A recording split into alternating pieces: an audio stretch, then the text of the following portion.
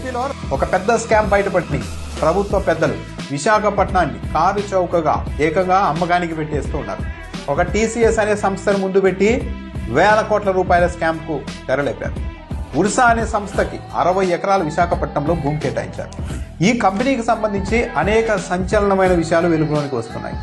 సాక్షి మీడియాతో పాటు the wire సంస్థ కూడా ఈ అంశాలన్నింటినీ వెలుగులోనికి తెచ్చాయి. కరెక్ట్ గా నారా లోకేష్ అమెరికాకు వెళ్లడానికి నెల రోజుల ముందే ఈ కంపెనీలు ఎలా పుట్టుకొచ్చాయి, వీటన్నిటికీ సంబంధించిన వివరాలన్నీ ఇప్పుడు బయటకు వస్తున్నాయి.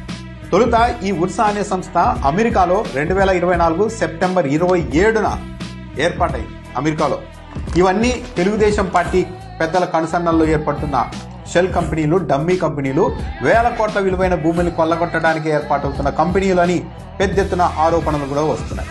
ఈ ఉర్సా సంస్థ అమెరికాలో ఏర్పాటైన తర్వాత ఆ ప్రభుత్వానికి కట్టిన పన్ను కేవలం $300 అమెరికన్ డాలర్లు, అంటే మన కరెన్సీలో 25,000 రూపాయలు మాత్రమే చెల్లించారు. తొలుత అమెరికాలో ఏర్పాటు చేసి ఇది ఒక పెద్ద అమెరికా సంస్థ అని చూపెట్టి ఆ తర్వాత విశాఖపట్నంలో భూములు కొట్టేయడానికి చాలా దీర్ఘకాలికంగానే ప్రణాళిక వేసుకొని ముందుకు వెళ్లారు అన్న ఆరోపణలు కూడా వస్తూ ఉన్నాయి.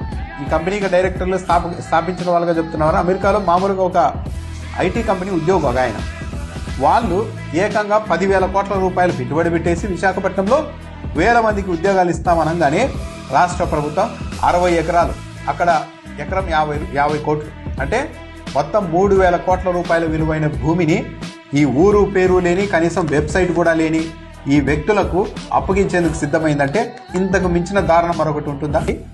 ఇంకో విచిత్రం ఏంటంటే టీసీఎస్కి 21 ఎకరాలే కేటాయించారు, కానీ ఈ ఊరు పేరు లేని ఉర్సాకు మాత్రం ఏకంగా 60 ఎకరాలు కేటాయిస్తున్నారు. అంటే ఇదంతా ఒక స్కామ్ లాగే స్పష్టంగా కనపడుతుంది.